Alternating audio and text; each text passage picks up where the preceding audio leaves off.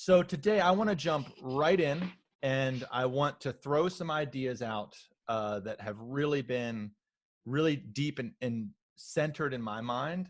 And then I want to hear what you guys are up to and kind of leave here. We discussed this idea of really kind of reassessing how we're going to work our marketing or whatever it is we're doing right now because of how obviously everything is. And I'm feeling really fortunate personally that, my teaching studio is packed.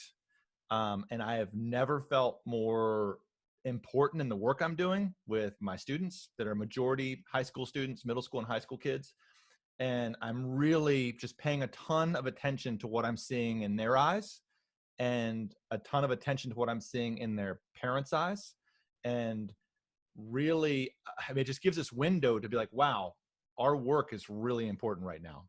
And that's really been informing me trying to go a little bit deeper into a situational awareness of this time, right? These emotional roller coaster. Like I had this great day yesterday. And then I walked in the house and for 5 minutes, I was as depressed as I've ever been in my life. And I was like, wow, that's so weird. It's like some kind of radiation hit my head and I was totally freaked out about how weird everything is. And I was just reminded how we're all coping, right? Every child is coping. Every adult is coping. Every teacher is coping. Every professional is coping in such a variety of ways, right? And some people are needing to go inward and just kind of be reclusive.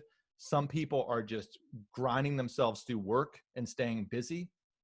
And I really wanted to look at this as an opportunity to encourage all of us in this group about how important our work is. Right. And, I see Emily here today, who's one of my favorite humans, but she really helps people with the business of being brave and not doubting themselves. And that's something that I was really wanting to touch on today in this kind of process of taking a couple weeks to really reevaluate what we offer, why we offer it, being completely agile in this environment, because this environment is changing so quickly. All we can do is kind of assess what's happening around us and then just try to move as quickly as we can because we don't know what's going to happen next, right? And to do it with as much love and compassion and care that we can for the people that we work with and for our own people, and take care of our mental well-being as much as possible. So today I wanted to talk about 3 things, right? And kind of get your take on them, see what you're seeing. And I wanted to propose 3 action items in this kind of process of taking a couple weeks, getting our offerings in alignment with what's going on, creating a really agile workflow, and then marketing it in some different ways that I've been seeing really working that are not traditional marketing, that are really built on what experts you guys are, how much skill you have, how much compassion and heart you have, and how much your clients need it. So that's kind of what I wanted to jump off on today. So before we do that, would anyone just like to say a quick hello or an introduction for just maybe 1 or 2 minutes? If you haven't been here before, or if you have, introduce yourself to the group. Don't feel it's necessary, but if you'd like to, please take a second. Hey everyone, I want to thank my name is Mike Papapavlou. I'm in the Upper East Side right now in New York City. I want to thank Eric for being such a leader and such an incredible being. He cares about, not only his family, his friends, his students, but he also cares about, every other music instructor, music teacher, a music studio owner in the country and in the world. So, I'm just fortunate to have you in my life, Eric. And I look forward to meeting every one of you more in depth. And the last thing I'll say is that although I had a couple of days during all of this that I kind of melted down, actually COVID has been and I'm not even kidding, has been actually the biggest blessing for me as a human being and as a business owner. And it's obviously, when I say that, I also am reluctant because I know that people have died, but and not to be insensitive of that, but just saying that I did. This was a moment for me that I realized, well, I'm getting lemons. I better make lemonade. Yeah, man. And you're doing it. That's awesome, Mike. I know. Hang in there in New York, dude. Does anybody else want to say hi really quick? Hey, Karen, go ahead. Hi, so I'm Karen Wilcox, and my story is that for the past year and a half or so, I've actually been living out in San Diego, which is where I went to school, which is where I kind of got into opera, even as I was pursuing a Bachelor of Science in Mathematics. So go figure. Um, yeah, no, my first job out of college was actually San Diego Opera Chorus. That's where my husband and I used to live. We moved out to Colorado Springs several years ago for economical reasons, but the opera scene in Colorado was just not it's here, but it's not big, and there's not a diversity enough for to actually build a career. So about a year and a half ago, I went back to San Diego, to my kind of support base there, to coach and to start working with San Diego Opera again, singing the chorus again, and just develop my own craft. And I've been teaching kind of on the side, so I consider myself primarily a performer. But more recently, as Mike was saying, with everything that's gone on. So first of all, March 12th happened. They started, that midnight they were going to be enacting the first restrictions on gathering, and I'm like, I got to get out of here. And because I didn't want to get stuck separated from my husband. Um, so I'm back here right now. My teaching did not really get disrupted because I only had a couple of students and they were all online to begin with.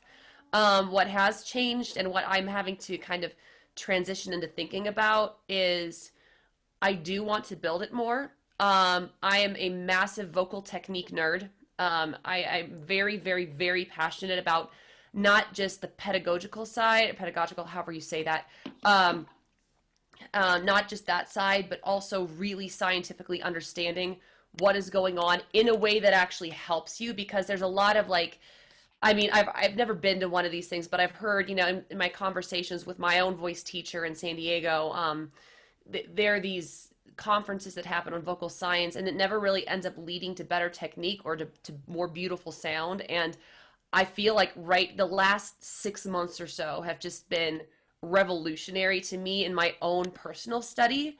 Um, in terms of finding things, understanding how things work, being able to kind of merge my analytical mind with my artistic mind in a way that I can actually also teach. And I also realize this is why I like teaching later beginner adults. That is like my niche. That is my happy spot, because the level of detail work that needs to go on there often, because with teaching kids, they haven't really been vocally corrupted yet. They operate a lot more on instinct than people coming into it later on. So that level of detail work, that is my niche, that is my happy spot, and that is really what I am wanting to concentrate on, and also helping other voice teachers to understand why things work the way they do to enable them to teach even more effectively, and not just to teach effectively, but to continue passing on this oral tradition, this tradition of good vocal technique and beautiful vocal sounds. So that's me Yeah. waxing poetic, but yeah, that's who I am. Hey, Karen, and that's what you just did is kind of the core of what we're working for in this first week, right? Which, I hate to use the word niche because it's like I just do, but because it gets thrown out there so much. But I had this really interesting moment this week where a friend that was a client was looking for a piano teacher, and I know the family really well. I know the kids really well, and normally I would think about what neighborhood they were in. I'd think about, what would be the closest person to them more stylistically. But my mind instantly just went across the world to everybody I know in this network. And I thought of the perfect fit, human fit. There was somebody in Texas, right? For this person. I get calls for piano lessons all the time, or, different tutors or things like that. And it occurred to me, it's like, wow, our work right now yes, we can super focus on our community and building the community around us. But if we're really become in touch with what we do that we're best at, that we really care most about, and we can distill that into a 60-second video, vertically aligned or horizontally aligned, that in high def, that us saying, this is what I do, this is my value proposition, this is who I'm looking for, we can start using our network that's large to start connecting with these people And, you know, the other side that's driving this whole thing for me is being a parent, right? I'm a parent. A lot of my community and my children's parents connect with me about what they're going to do as far as education during this time. I see the lights go on and off in my kids' eyes all day long, right? Online education is really challenging. My kids are trying to adapt to it. All the providers that are in their life, they're teachers, they're coaches, my son's capoeira gym, that are providing online connection, scheduling, structure.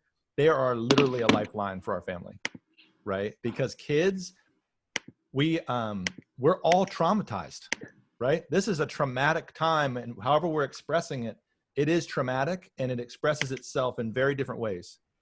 Like I said, it's traumatic for everybody but our dogs. Like our dogs, I'm sure Emily Bo's doing just fine through all this. But, you know, we need to be really aware of that as we're kind of figuring out what we're doing and trying to connect with people. So situational. I'll add to that. So my name's Emily Ann Peterson. I don't know why my name, sometimes I go into like other like public meetings and I don't want my full name to be displayed, but I don't care about you guys. So It's your Zoom bomb name. Yeah, I have like just create like these like weird names because I'm just security, you know, security. I know that Eric and I have talked about this a lot, that there's so much benefit to being part of a global economy.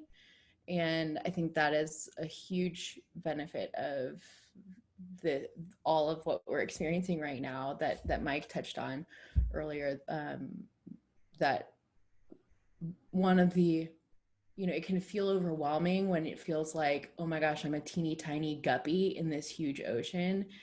But when you lean into your niche, like my expertise is, I'm a vocal coach for beginning, intermediate students who have things they want to fix about their technique. Like that's a huge thing. And if you fly that freak flag, then everyone's going to come run into you because you have a whole world of them out there, as opposed to just the 5 of them in San Diego, you know? So it can be really good for your business. Well, Emily, you know, yes. And I want to, as right as you're right there, this next talking point I want to bring up, I'd love to get your thoughts on, because this is something that I've been experiencing. You know, I've been playing with this a lot these last couple weeks. And I went through a phase of just being so confident as a music teacher and a connector to kids, right? I was like, oh man, I am somehow the internet, I am able to connect with these people. They're crying. They're expressing themselves honestly. They're practicing a ton. And I was like, whoa, this is my thing. Like, I am killing this. I realized shortly into this whole experience that my clients, I was very grateful that I had 25 or 30 clients I'm seeing right now, but B, that I was going to be one of the last things to go off of their budgets, because just like my kids are relying on their providers, these students are relying on me, right? As a touch point. You know, a lot of my clients are trying to get 2 lessons a week right now, and their parents are right there. And they know that out of a 45-minute lesson, we're spending 10 minutes just talking. How are you doing? Checking in. I use the anecdote of the plumber to describe this, because a lot of times people are not going to come to you to fix their technique. Like, that's not the reason why they're going to like click, yes, I want my first lesson with you. But that's the why they stay, because of how you fix their technique, and that you fixed it, right? So the story is that you wake up one morning and you've got kids, and you wake up and the basement is flooded because a pipe has burst. And so who are you going to call? A plumber. So you open up the phone book or Google or whatever, and you call the first one that has the most reviews or the best reviews or whatever. Or you ask a friend, or you do whatever you normally do to find whoever service provider you're going to find. When he shows up and he fixes the plumbing and he's like hygienic, not showing his butt crack to your kids, like that whole thing. He starts entertaining you with these like really amazing stories. And before you know it, your whole family is perched on the staircase with just doing this, watching him fix your plumbing. And then you make him pancakes afterwards, and he has totally so much fun, like, I don't know, you guys have like a whipped cream fight with the kids, and you end up having just a ball with this plumber guy who comes over to your house, fixes your plumbing, and you have a great time, right? So then he leaves, and the next thing you know, next Saturday, you're like, I wonder if I can get him to come over again. What other plumbing do I need to fix in the house? And you're like looking all around, because the reason why you've hired him the second time is not because you've got something broken. It's because you want to have that experience again.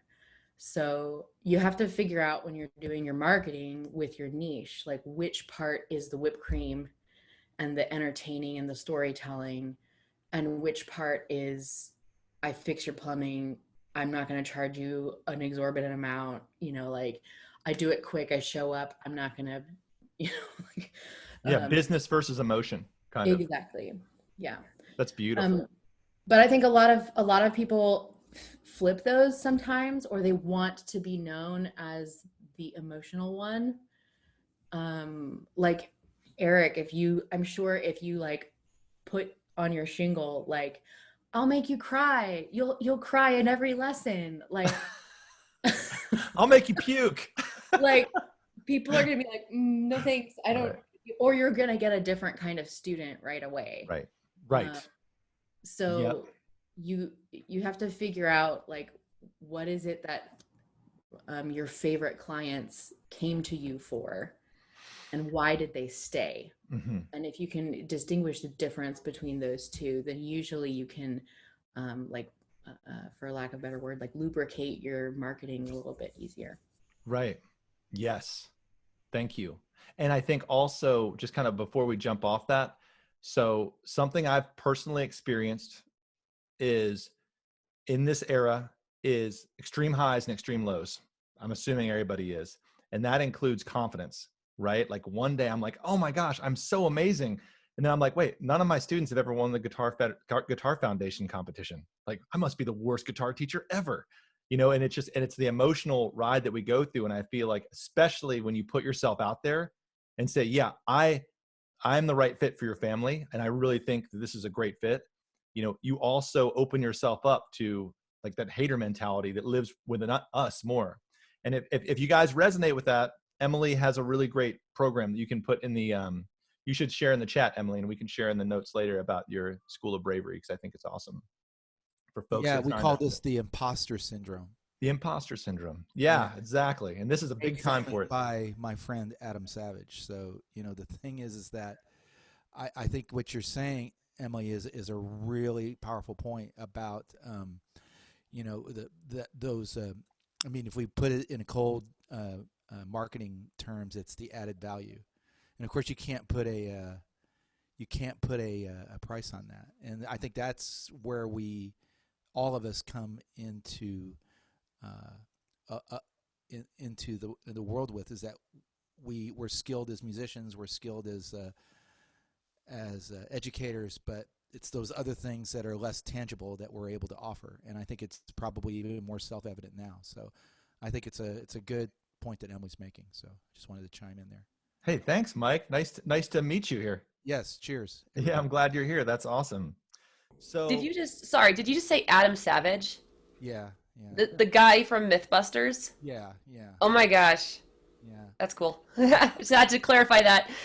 Yeah, the imposter syndrome is like, you think you're the only one that has it. Which is, I can't believe I feel that way. And then you realize everybody feels that way. And, we all have that within us. We think we're, at any moment somebody's going to tap you on the shoulder and say, thank you. It's time for you to leave. Thank you for coming. So beautiful. I love that idea. So anyway, no, I'm glad you shared that. Yeah, sure, man. So this idea of this week, Before we talk about funnels, before we talk about like marketing and networking and outreach and all that stuff, which is, that is what it is.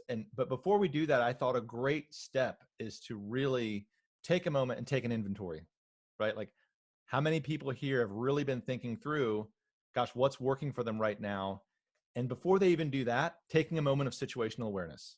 So my situational awareness as a music teacher in Seattle is this, if I'm being totally honest. My clients are ultra affluent, right?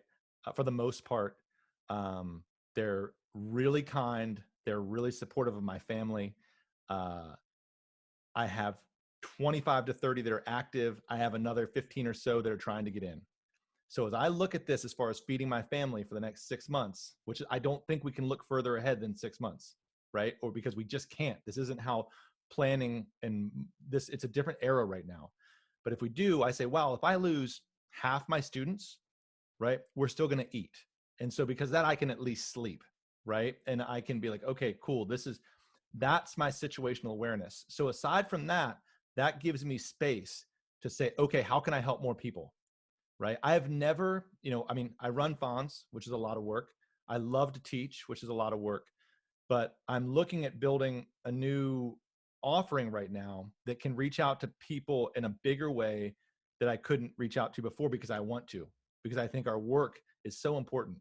The second thing that really kind of inspired me to like go through this process together is when I get asked for connections or referrals, this network of people has the absolute most awesome people in it, like through and through, that I have ever met, that I so emphatically recommend and believe in, that have kind of come together. I think it's a great opportunity for us to be like, yes, these are the people that you should be wanting to work with, and to use our networks to promote each other and to get the word out. So the people that are at home, and I'm thinking of parents that are completely stressed out, right, with their kids, being connected with these magicians, right? These people that can be like, okay, let's get some structure in your life. Let's get your kids, working on something they're really excited about in a way that they feel really good about and supported, or adults that are home, that need something to do. So we have to be aware of two things. One is that people are one of two things. They're either still have their jobs and they're okay, but they're still stuck at home, right? They're still working at home, they're stuck at home, and they're okay right now. The other flip side is you have people that are so stressed the F out because they've lost their jobs. They can't go to work. They've been furloughed. They don't know how they're going to pay their mortgage. And it's like, those people need support too, which is the work we do. Almost everybody in this network, we're mostly what we kind of higher, whatever the word is. We charge more than most people do because we're professionals. We're really experienced. We've been doing it for a really long time. Yes, we have clients, but our work could also value the people that normally or maybe right now couldn't use us. So I'm really wanting to explore an offering, excuse me, for them. And I think that this mindset of shifting into the entire marketing strategy, being around how can I truly help people by being the very best that I have to offer, right? That's going to be what works right now. Like, there's no forecasting. There's no way we just can't do it. And it's like to try and forecast 2 quarters ahead or 3 quarters ahead or 12 months ahead, there's too many scenarios, right? So I've tried it to look at worst case scenario, like the economy, plummets. Best case scenario thing. We can't do it. So all we can do is be very present, look at what's happening today. Katie, if you have to run, it's so great to see you. And I can't wait to see you again. Thank you. Thank you. Yeah, take care. And build from there. So the tasks for this week, or the things that I'm working on personally, and I'm welcome you to join, is to start off with this 60-second video, right? As many people in this network that we can. I'd love to get a video of you telling what your niche is, what you do, so we can kind of have an inventory of it, right? Before we start building these funnels and sending out, different strategies to promote it. I think we have this collective of like the best out there, and we're going to assemble it and promote it. So just like when someone asked me who their favorite piano teacher, my favorite piano teacher was for their kid, we can do this at scale, right? And do it in an honest way to help as many people.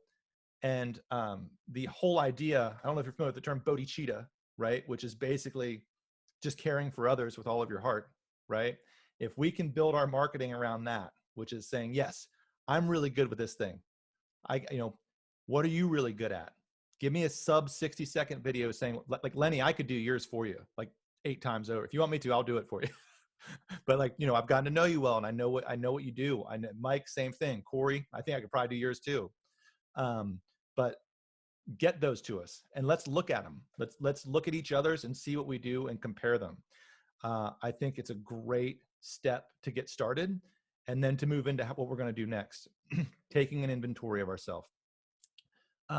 If you haven't, and before we kind of turn this over to just discussion and sharing, the other thing that I've been doing that is at the onset of this is I take time every day to make phone calls, not email. I used to write letters to my clients. I'm on the phone every day. And if anybody knows me, I'm a chatter. Like, I love talking on the phone. Have you ever heard that song by Lobby Seifert called Bless the Telephone? If you haven't, write that down and listen to it later. It's this beautiful tune called Bless the Telephone. I call people every day. I call my mom first thing in the morning, check on her, but I call my best friend who's an ER doctor here in Seattle. I call him a couple times every day. I've called all my customers, every client I have and every person on my waiting list. I call them and just say, hey, this is Brandon. I'm just checking in. Like, how's everybody doing in the house? Like, what's going on? You having as hard a time with getting into online school as we are? What are you hearing about music? I'm hearing Frances practicing. She used to practice 20 minutes a day. She's practicing 2 hours. She's made more progress in the last 6 weeks than she had in the previous year. I'm so proud of her. They're so glad to get touching. They're sitting at home alone with their kids, and it's crazy. If any of you are sitting at home alone with your kids, it's insane. Corey, you've got to know what I'm talking about. And so anyway, call them. Now is for this first week is like, call your customers you have, get them on the phone, love on them a little bit. Would anyone like to take a moment to just kind of pipe in, say hello, say a little something, bounce some ideas around? Vielka, I don't know you yet, but you said you wanted to say hi and you look like a friendly face. I will say hi. Hi, I'm Vielka. I'm here in New York City also with Mike, right? Mike said he's in New York. Yeah. I'm downtown though. I'm in the Village. And what a strange and kind of incredible time that we're in. Actually, personally, my dad and my brother had COVID and they both recovered. So that's given me some insight into kind of being in a virtual waiting room and seeing what that's kind of like. And my heart really goes out to everybody out there who's, really experiencing it on a personal level. Outside from that, thankfully, like my family for here at home is healthy, and my expertise is teaching voice to kids, tweens, and teens. So I've been teaching voice for the past 20 years, specializing in kids and teens. And this is my year where I finally gave up all the part-time jobs. I worked for Carnegie Hall and Juilliard and a bunch of places, and I just went all in on my own company, which is Young Singers Academy. And really the mission, of course, is great singing, but really it's about building confidence and really helping kids become more of whoever they are. And I think a lot of us, I can tell already in this space, have that sort of camaraderie of just, it's about humanity, right? It's about bringing out whoever you are. And I think if each of us, I'm very inspired, Eric, by, sort of hearing your video earlier and hearing you talk now about if we each find our thing and we really do that thing really well, it just sort of lifts everybody up. Like, I feel like we're just meant to play a part in a much bigger picture. So, so part of my role is, I've been really doing this work for 20 years and I've actually created my own step-by-step approach. Because those of us who are singers, I think most singers I know, and tell me if this resonates for you, Karen, the path is very winding. Like you don't necessarily get what you wanted when you're finding, voice teachers, and it can be an interesting path. I suppose that's true for everything. Anyhow, I created my method to really just make very efficient learning and make it fun and make it so simple, taking, the highest level ideas and getting rid of all the crazy terminology and just boiling it down. So it's just simple, doable, fun, gets results right away. So that's my thing. And I'm really at this point also training teachers. So I'm training voice teachers for young singers. And that's my passion and my love. Yeah. Wow. Well, welcome. I love your energy and your vibe you're putting out there. That is, Thanks. I love I'm what you had also to say. I'm also in total invoicing hell. And I have been here for so long, you guys. Like, I mean, I was up like in the middle of the night and got an Instagram ad of Fons, and I've been looking for at least 5 years. And usually when I say that number, it's probably double that, for a solution. So give me a quick thumbs up or smiles, everybody. Like, give me the hope, because I am like in the middle of a total invoicing nightmare right now today, like up all night. We don't do any invoicing around here. We just, It doesn't exist. there's, You won't God, have I to do can't any wait. more. You won't have to do any more of that ever again. I am like welcome. seriously gonna cry. Like, this is how much of my life it is taking up. And so it's a good problem, right? It's like I've got enough things going on, but oh my God, I need to get out of this. So when I started using Fons, the time that I saved with switching over to Fons, I started a podcast. That podcast turned into a book, Amazing. and the book became a bestseller. Like, I don't know if Eric knew that, but like the amount of time that it saved me, like gave me, was such a gift. Such a gift. That is so inspiring, so incredible. And Yeah. I've definitely been playing also because of the time with like new models and starting to think about a subscription and packages and things that I've never done before. So I'm sort of curious, you know, how you all are doing it. And like when I look at Fons, I'm actually thinking about using all 3 types of you know, ways of buying in. And I wonder if that's a normal thing or not for people. well, you know, Vielka, you and I can jump on a call later on and we can just chat about it. You know, we have a lot of data on what works for different people and what might work for your particular vibe, like what you value most. Right. Cool. So but thank you for saying that. And thanks. Thanks for having me. So I have a question, guys. One thing that, because I'm a newcomer to the whole concept of Fons, I didn't even know it existed. So I've been an educator full time since 2006, but I've been a songwriter my whole life, albums, tours, all of that. And the thing that I've noticed, I'm gonna get on the mic a little bit better so you can hear me. What you were talking about, packages and ways of creating more cash flow and income. One thing that I realize is that people are open to just about anything if you just give them options. So if they can only pay for one class, then you know there's something there. Sliding scales. I have clients that pay a year in advance, and it's still happening. And I'm like Eric, I think, and probably many of us, you know, our client base is fairly affluent. Nobody's lost their jobs. They're just working from home. They're IT guys. They're lawyers. They're doctors.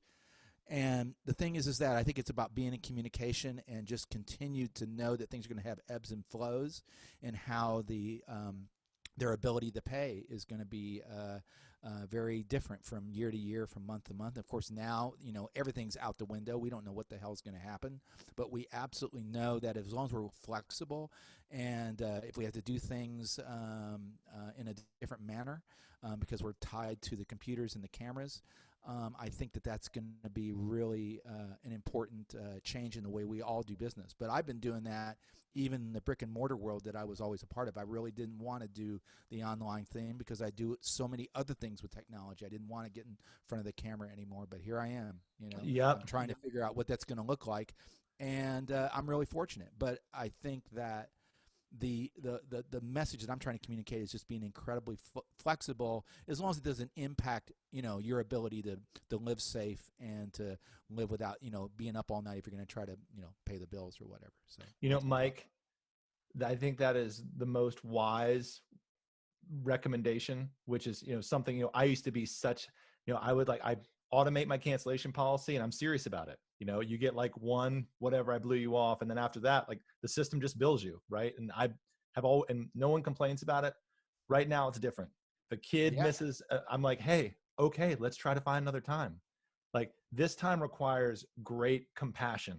Right. And it's like, we're lucky to be working. We're lucky to have awesome clients. I'm going to totally, yeah, yes, Mike, which is just, I'm going to be flexible. Like whatever you need, if you can't come this week, it's okay. Like, that's all right. I'll see you next. Yeah. Where are we going to go? Yeah. Yep. I see a lot of like the, well, you just got to get your operations. You got to be tough. You got to let them know. You got to make them. It's like, this isn't the time for that. Like, this is the time for just big, open hearts and, kind of focusing on, what we can do to help. I love that. And it's not going to be perfect either. We're going to screw it up, and as long as you tell them, our friends, our clients, our families, our students, as we all know, students love it when we screw up. They think it's the funniest thing on the planet. And if I'm not warmed up and I clunk through things, or the network collapses, which happened yesterday, it's just funny to them, because and I want to make it funny, because if I bring my intenseness of my moment of freak out, and I ain't in New York, so I'm not there. I'm in the middle of Dallas, which is nothing like New York City or London, where my friends are. The thing is that we want to keep, even though we feel it inside, that we want to convey that sense of hope and joy the best we can. And the money shouldn't be a big issue for what the students is. We just want to provide that safe place for that half an hour or an hour. And Well, the parents are going to be cool with us. I think it's going to happen. how about just a quick show of just maybe of hands. If hopefully everyone's on gallery view, we're on Brady Bunch view. Has anybody had like massive effect? Have anybody lost a lot of clients? Has anybody really seen a big dip in this transition? Oh, James and Footprints Music. I lost a couple. I lost 2 or 3 clients, but pretty much all of my clients are basically high ticket clients. So when I lose 1 or 2, it's already an instant big impact. Got it. Yeah, I'm Alex. I forgot that I was coming on my school name. Oh, hi, Alex. Hi, I have 2 locations. I have one in Toronto, Canada, and the other one's in Hamilton, which is an hour away. Yeah. In Hamilton, it's a little bit economically different. In Toronto, it's exactly like the last speaker, sorry, I forgot his name, was saying. It's very affluent. I'm in a very affluent area, but in Hamilton, I lost like 75% of my students. And it was because I was doing a lot of group stuff, which I couldn't translate over this way.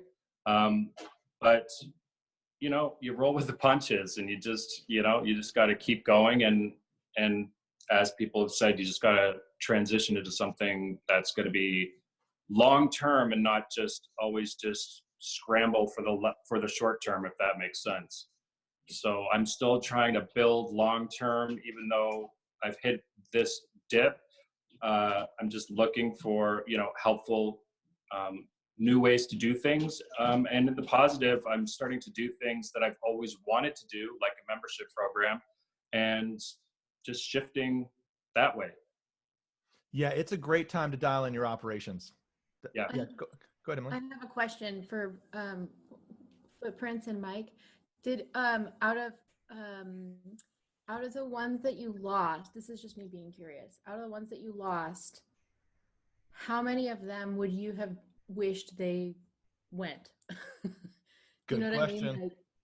Because we always have like out of our client base, we have like, you're good, but I don't like wake up going, yes, I get to spend time with so and so today. Like. For me personally, I lost a lot of people I really liked, and I lost a lot of respect for a lot of people who I thought were our biggest fans. And that was the part that hurt the most. I would get the email and I'd be like, what, you're quitting? You've been with us for 5 years and this doesn't work for you? No other explanation, not answering your phone? Those are the ones that hurt. They really did hurt. Alex. Wow, Yeah. unbelievable.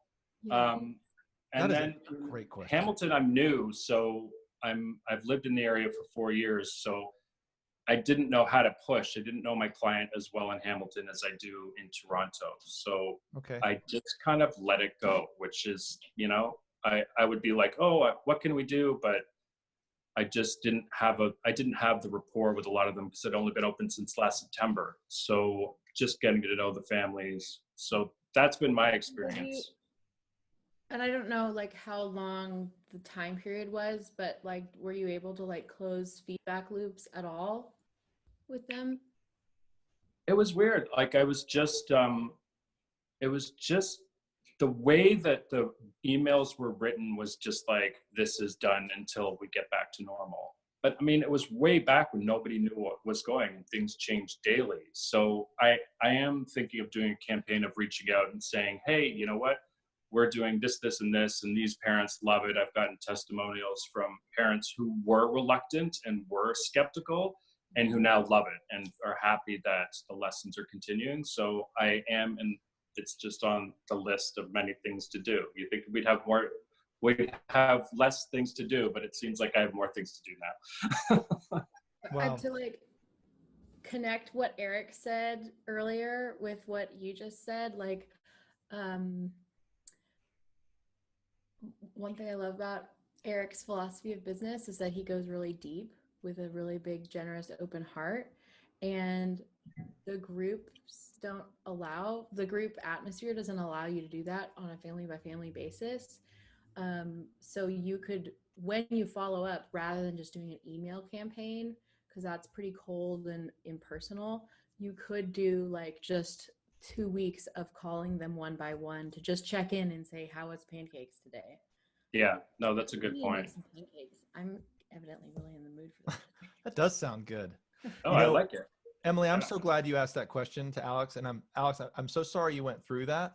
Yeah, it sucks. And so check this out. Like, here's something that I've really observed and I've seen through these last 7 weeks. I had to move my studio online overnight. 2 months ago, the person who owns the studio where I teach was sick. And I was like, oh man, this all is weird. It was early in the COVID times. I was like, I'm just going to teach from home today. No one had time to say no. I was like, we're going online. It was a cluster, but it was fine. And then it took me a month to get really good at this. And now I don't know if I'm going to go back, which is because the results have been awesome. And I don't know what's going to come next. But 2 things happen. And I think this is really important.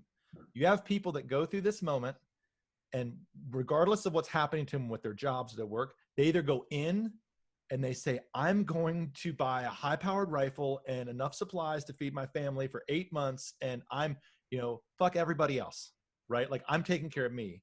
And then you have the people in your life that are like, I'm going to order out as much food as I can from all my favorite restaurants to try to keep them open. I'm going to pay my housekeepers for not coming to work, to stay home and stay safe. And you see those people doing that. My best friend he's an ER doc here in Seattle. He's an absolute gem of a human. And I watch, and I've never loved him more than I love him now. He's like supporting the Columbia City region of Seattle right now, which is just, he is the butcher. He's buying food for everybody in his neighborhood.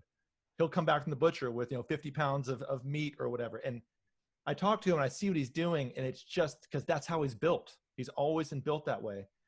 And those people end up with the most too, right? When you have that mentality in your work and in your life, you could say, yeah, but things go really bad, then we're not going to be prepared for it. But by the time things get so bad that we don't have any clients left, it's going to be really bad, right? Yep. Because it's just the way we have what my wife calls the income quilt. We don't have one client. We're not a contractor for Amazon that would cut us in a second, right? Even though they don't need to. We have 30, 50, 100 customers. So we're going to weather this differently. And so it allows us to, and I love that Emily asked that question, which was basically, what kind of folks are they? That's what it really got down to. They kind of like, hold it in, or they kind of, it's like, would want to be, let's make sure Alex's schools does okay. Let's make sure, maybe we can't come every week, but let's make sure we're still, in his roster. In my experience, whenever I've done those kinds of feedback loops, sometimes it's like they leave because they're like stressed out and they just lost their job or something, and they really do need 6 weeks to cool off before they can like actually be present in a lesson or a session that you have with them. And so sometimes just giving them some time before you come back and go, hey, how are you doing? Is really great. The other thing is that even if they're not interested in ever having, like, being a client of yours again, because you've taken the time to personally reach out to them again, if someone else they know is interested in taking lessons or doing the thing, taking the classes that you're offering, then because you've left things on a positive note with them rather than this like big scary exclamation point, they're going to be more likely to recommend you to someone else that they know. Yeah, that's great. I love, yeah, both of those things that you've said. It is important for me to reach out, and I do take more of that philosophy of trying to give. It's just such a weird time, and part of my concern is, like, if they're anything like, I have 3 kids, married 3 kids, and we're given schoolwork. And when all this came about, I'm in Toronto, Ontario, Canada, as I said, and we had March break. So all of the parents, we weren't in contact anyway. So and that gave me time to I know a lot of you guys had to just do everything overnight. I had the luxury of, a week to get ready, and I got all my staff trained and ready to go online and stuff. But I also felt bad calling anyone, because I've been speaking to my bank, my insurance companies, I'm trying to do, and I'm just like, do they need me right now? And what if that's the one thing that pushed them over the edge? It's just like, that's it, I'm done with lessons. So, I start to get that insecurity. I know that's something I have to work through. And I think now that it has been a while, it is a good time to reach out and taking that breather. You never know, they may even like need you even more now that the kids haven't been in like a yes curricular activity. Dude, in double that, thumbs up. Or if they can't afford the thing that you had before, maybe you realize like 20 out of 30 of them can do $10 a month. And then you're like, all right, well, we can do some other thing, like create your first membership thing, Yeah, I've been doing the COVID-19 special right now for me, just like dropping my prices just a little bit. And that comes down though to my own personal philosophy on teacher prices. And I was wondering what you guys thought of this. It is kind of has to do with my niche, older or later beginner adults. And I've trained a scholarship kid or two.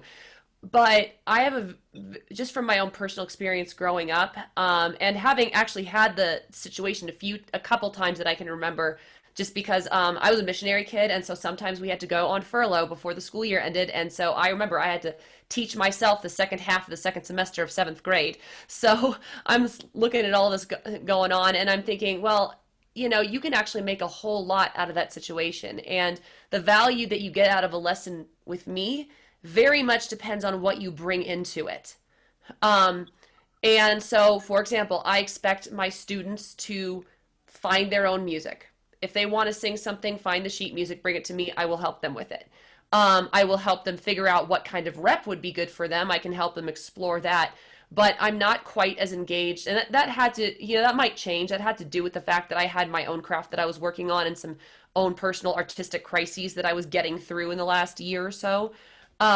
Where I was just like, you know what? I will teach you how to sing. I will teach you how to use your voice. I will charge you a little bit less than another voice teacher possibly would for that.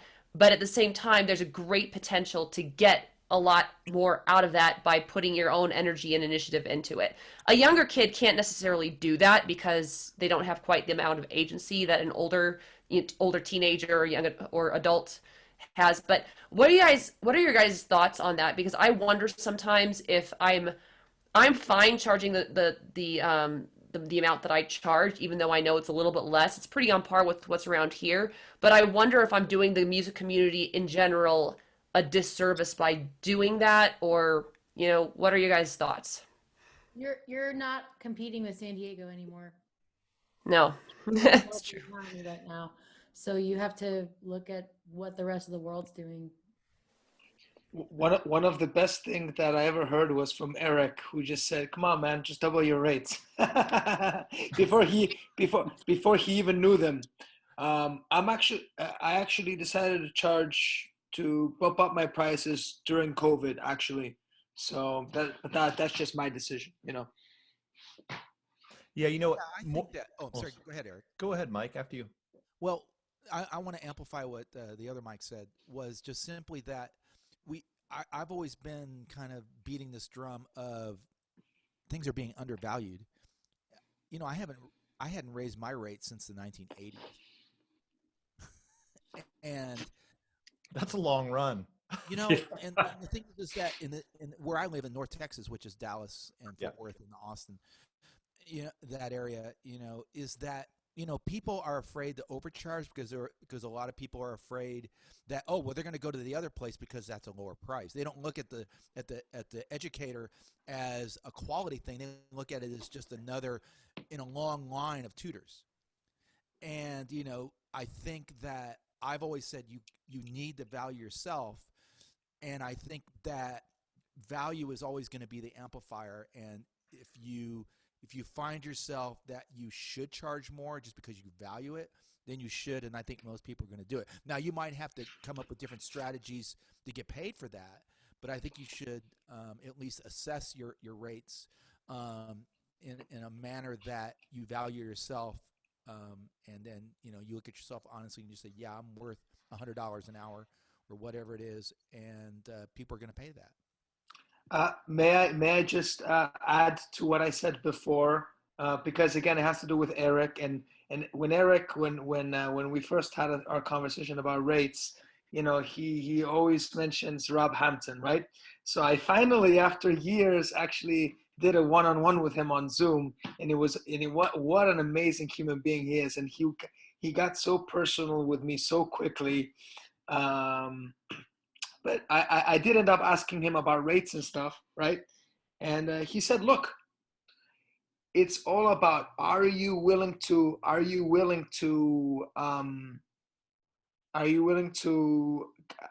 quote unquote get rejected, right? Are you willing to, you know, charge whatever you want until you do find, you know, the perfect clients for you, and you're perfect for them, they're perfect for you. You just have to, are you willing to like let other people go to other instructors? And may I just give you an example from today?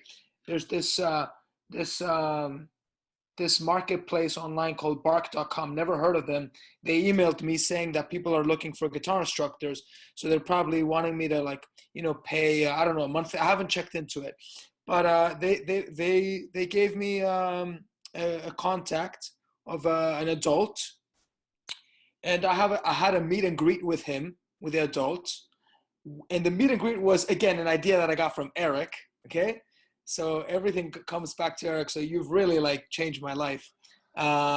So, and then he didn't have a guitar, he didn't have anything. We had a nice meet and greet. I wanted to see exactly what it is that he was looking to do with the guitar, and then at the end today, I reached out to him like 2-3 days later, and I said, you know, if he ordered his guitar, and he said, sorry, but I'm going to use someone else. Appreciate your time and help. Good luck with your endeavors. I responded. So if this was a couple of years ago, I would have been like pretty upset. But I just said, enjoy the guitar journey. And then I didn't even ask him a single thing because I knew it had to do with price even before so he said, thanks. FYI, nothing about you that was a turnoff. I'm sure we would have worked great together, but the price that I got was less than half of yours. If things don't work out, I'll get back to you. So I said, I appreciate that, Alex. I'd love you to join the second. I have a hangout that I'm doing every Friday now. It's like a guitar party for guitars, you know, guitarists. I said, hey, you want to come and join the party? Feel free. That's it. Beautiful. Yeah, you know, and you know, with those folks end up coming back often too, because, you know, and so I, you know, just to wrap up what you were saying, and then back to you, Karen, on and using, you know, paid marketplaces to try to gen leads, as opposed, you know, they often will turn up squirrely. No, yeah. So they reach out to me, just to clarify. Yeah. Oh, yeah. That's how they work. But I see right now Like money's not like, I feel like 6 months ago, it was all about you guys that talk to me. It's like, dude, raise your rates, maximize your revenue, do this. Like now it's like, I feel like it has to be a dramatic shift. Like that should be the last thing on our minds as far as what we're working, because I think you charge what you charge. Hopefully you're set a good rate that you want to be. It's always good to weigh out, but I feel like there's so many more important things that have come into play right now, right? Where we're like, instead of trying to streamline what the perfect price point is for our offerings, I think we need to have our offerings, and we need to have an offering that it accommodates for people that can't afford our offerings. Like that's what I'm trying to do. I'm a big advocate of not calling it a discount. Right. Because it discounts who you are and what you're offering and the value that you're bringing to the table. You can put an asterisk and say scholarships available, inquire within. Yep. I never turn somebody away. Yeah. What that does is it basically says like, if you really want it, I'm willing to flex with you. Totally.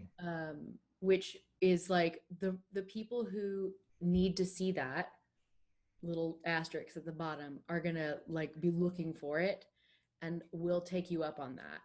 Whereas the people who are not the right fit for you won't see the asterisks, won't be looking for opportunities to work for you. They won't want to even message you about it because they just don't want to work with you bad enough, you know?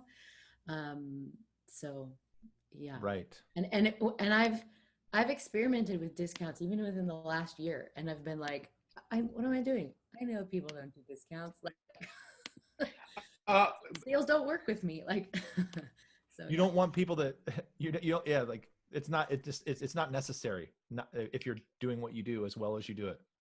So I've just been reading Start With Why by Simon Sinek. My girlfriend ordered that, so I wasn't planning to read it, and it actually says that discounts and promotions are actually they're like the same as drugs to drug addicts. It's the exact same thing for a business. I was actually just thinking of that. It literally is. Yeah. It literally what is the word you use? Commoditizes or? Yeah, exactly. Yeah. You know. And by the way, Emily, how are you so business savvy? I'm just like, what? Who is this person? I have a degree in business. Does that count? I'm no, but Eric and I have been jamming on this stuff for a long time. Yep, Emily's the best. Have you guys never connected, Mike? No. Oh, you got to. Absolutely. I already signed up to her newsletter. Hey guys, we're almost out of time here. This chat was amazing, but and I'm gonna wrap this all up and put it in the group. And what comes next is we start looking at, this week, take an inventory of yourself, right? I'm going to do it. Put up a video in the group and let it be scary, right? I was thinking of you. I was like, put a video up of you saying what you do for 60 seconds in the group and let us see it and let us critique it. Maybe, let us be honest about it, because why not? This is not a time. This is a time to be bold. This is a time to lead with a lot of heart, but I do have a really great idea to get a lot of you out there to a lot of people that I'm really looking forward to sharing with you. And I think it's pretty awesome. And I think it's going to help a ton of people while we do it. But so please, I'll post in the group. If anybody wants to hang out for a second, I don't have to go for a little bit. Like Janine, I didn't get to chat with you at all. Corey, I didn't hear what you're up to. Lenny, we didn't hear. If you want to hang for a second, you can. If you guys have to jump, you're welcome to. But thank you so much for being here. It was awesome. And call your customers. Tell them you love them. Thanks, everyone. Yeah, killer. I'll do a video. Oh, nice. I'll do one. I haven't done one in a while. I'll need to do one of those. It's hard. You know what got me is my wife is an actor and she's really good. And this weekend I was working on some new ad copy for Fons. And I was trying to just talk about what I'm experiencing right now and why I think Fons is so awesome right now. I sat out in my studio like all day. I don't work. I tried to work on the weekends. I spent all day. I was out here like sweating because I had a camera in front of me. And I was like, I am not shy, but it was so hard to say, this is why this thing is awesome. And then I was like, wait, let me try it with myself because I think I'm kind of awesome. So I was like, hi, I'm Eric. I'm this good. And I was like, this is so hard. I can do it. I can do it with parents. I can do it in real life. This phone thing is driving me nuts. So I got some great coaching from Allison. She like went through all my videos and she's like, look, you just gotta like picture your perfect student, the mom, the person you're talking to, the parent, picture them in that camera and just talk to them like you talk to everybody else. And so I went out I went out Monday. It took me half the day Monday. I finally kind of got it down, but you know, it's difficult. It's a great exercise in being brave and being bold. Like, what do you do great? Tell us about it. I think you'll get something out of it. So Janine, what's up with you? You got, hey, anybody that needs to jump, just jump at any time. So No, I'm staying. I'm not jumping. How are you? Yeah, I'm good, mate. I'm good. This whole thing, it's funny. It's not funny. It's okay. But on February 20, I was rushed to emergency and had to have emergency abdominal surgery. So that came really like out of the blue. Everything's fine. Cool. And so then 3 weeks, you know, I was just recovering at home, and then that's when the, you know, stay-at-home rule came in. And I just thought, okay, it's just more of the same. I'll just stay at home and relax and chill. But then a couple of weeks after that, you know, about 5 weeks after the surgery, I thought, okay, I'll think about teaching again. And I thought, hang on, I can't actually go and visit because I visit students, piano students, and switched it pretty quickly. My wife, Melanie, does leadership development. She's been using Zoom for many years. So I don't know where that noise is coming from. Not me. Oh, I think Mike always unmutes himself and then does stuff. I think he's over there drilling something. He's done this everywhere. He'll come in. Mike, we need you to mute. I mute Mike like 1,000 times a session. I don't think he has his ears in, so he can't hear us. He just wants us to hear him type or drill. So I had a quick couple of Zoom sessions, and Melanie kind of talked me through it, and I thought, how hard can it be, right? So I just dived straight in, and I have about 10 students, all piano students, and I said, hey, due to the, you know, the laws that have just come in, and for protecting both, you know, both sides, I'm going to switch to online lessons. Everything will stay the same. I didn't change any. I said, you know, my prices and the scheduling and the billing will remain as it is. I didn't actually say anything about prices. I said the scheduling and billing on Fons will be the same. And I will give you a free session to technically work through it. Awesome idea. Yeah, so I just said, let's start next week. I'm feeling well enough to teach now. They all knew about my, you know, hiatus with the surgery. And I said, looking forward to seeing you again. Here's the links, and just went straight into it. And for most of them, it was kind of there are a couple I lost one student, but she's an older lady. But I have a feeling she was just so stressed by the whole situation. And I've checked in with her actually twice since then. And I've got a feeling the next time I call her, she's going to say, can I start up again? Because she used to say to me, you're the best part of my week. You know, it's the thing I look forward to. She's a lady in her 70s who just wanted to start playing again. So I have a feeling I'll get her back. But most of mine just transition pretty easily. And I think the most rewarding thing, because I have this thing of they're getting less of me. They're not actually. They're getting more focused attention. Neither of us are distracted by anything. And I find that the kids, all the students actually are, they're right there. They're looking at me, and I've got them to position their iPad or whatever it is to the side so I can see their posture. I set up a webcam here, and I have it over my digital piano that's right here. So if I need to demonstrate anything, it comes from above and they can see my hands on the keys. And it just works. It's just like me reaching over at their house and showing them, you know. So, you know, so far for me, it's been great. I would love to get more though. I'm not at that point where, you know, if I lose a couple, it has a big impact. And so that one that I lost, and then a second one that I lost because she just finished her package and is writing a book and doesn't have the time, you know, that has a bit of an impact. So I've only just started thinking this week about what you said, Eric, is that now I'm not just looking for local clients. I can actually take this worldwide. Oh my God. And Janine, with your background, I mean, if I had your resume, I I'd be charging twice as much as I do now, and I'd have a waiting list a mile long. That's very sweet of you to Yeah. say. So yeah, I look forward to working on that together. Yeah. Yeah, absolutely. Yeah, I'm up for that. And I'll be Yeah. brave and do a video. Oh man, I hope it's easier for you guys than it was for me. Yeah, Yeah. I'm sure. It's not easy. It's not Yeah. easy, but I'll give it a shot and see what comes out. Well, thank you for being here. It's awesome to see you. Thank you. Lenny, how are you doing, man? I see you teaching people. I know Lenny's just taken off and has the attitude of a champion. And I'm doing great. Yeah, it's been great to listen to everyone, meet some new people on here. So for me, I wrote a story post and turned it into an ad on Facebook last month, and it's performing extremely well, but we weren't getting the click-through rate. So I kind of went back last week and retooled the landing page and created a different sign-up page on my website, and really just retooled my whole website to, reflect this whole new world, this whole new ocean that we're all in. So I'm excited, to see if we can get some more people to actually, sign up and all that. But yeah, it was really fun to start teaching online lessons, and I felt that excitement of connecting with someone in a different part of the world that you would have otherwise never met. And then finding that you have a lot in common with that person as far as your story and your journey. So that was very cool. So yeah, I'm really excited the topic and where this is going, the 60-second video. Mike's Hangout on Fridays has been a great thing for me to just kind of get used to, getting online and jamming with other guitarists and, all that kind of stuff. One thing I'll share from our thing on Friday night, we had to stop our group call because it hit the 40-minute mark.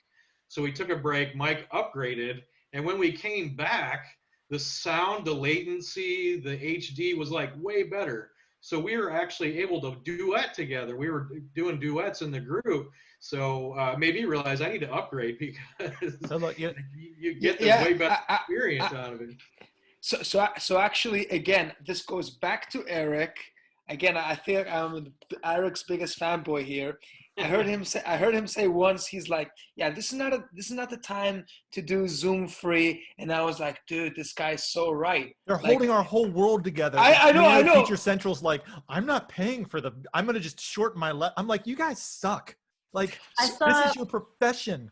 I saw kind of a dark meme the other day about all this, and it was like this person taking a mask off this other person, and the underneath, the mask was marked COVID-19, and then behind the mask was the Zoom logo. I saw that Scooby-Doo, like in the Scooby-Doo, like, oh yeah, that's beautiful. Yeah. So that's just cool. back to Lenny. So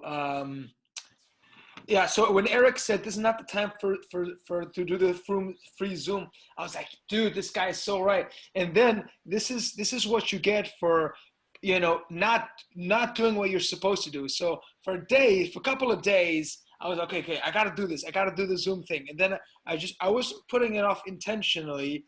And then this is what happens. So I had my first guitar party, and I have more than 3 people, and it cuts me off in 40 minutes. And I tried to put my card details before 40 minutes, but I put my wrong address. So then it cut me off. So yeah. And then the funny thing is, one last thing is that, so I'm staying with my girlfriend for a while now since COVID. And after Eric said, yeah, this is not the time for anything free, I was like, shit, I really this connection here is not good in her apartment. So for a couple of days, I was being a little, what's the word I'm looking for? I was just like making sure, hey, have you spoken to the owner of the apartment? We really need to get higher internet.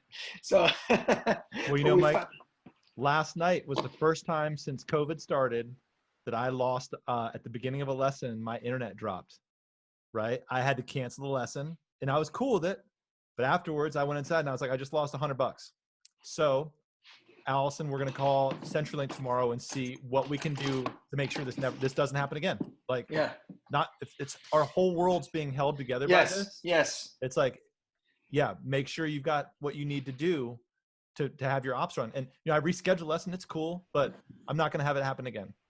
So, Corey, what's up with you? I got to run in just a minute, but you just been through so much. You're in a beautiful new space. It looks like. Is that your new house? This is my house. It's a little messy because I got kids. Yeah, my that's kid was pretty doing good for homework having there, kids. like stuff all over the place. But yeah, my new house, I love it. So you're in Bend. I'm in Bend. You just moved from California. Congratulations. After a tumultuous Yes. year. Oh, you look so happy. You look radiant. I'm very happy. It's working out really well. I'm really enjoying teaching. I'm enjoying teaching online. I'm looking forward to having in-person students again because it's getting a little just exhausting. And I'm actually going to go back and watch that voice thing that you guys did because I lose my voice by the end of the day. So it was incredible. Yeah, I'll listen to it. And I just want to say, if you ever want to have a conversation, hit me up.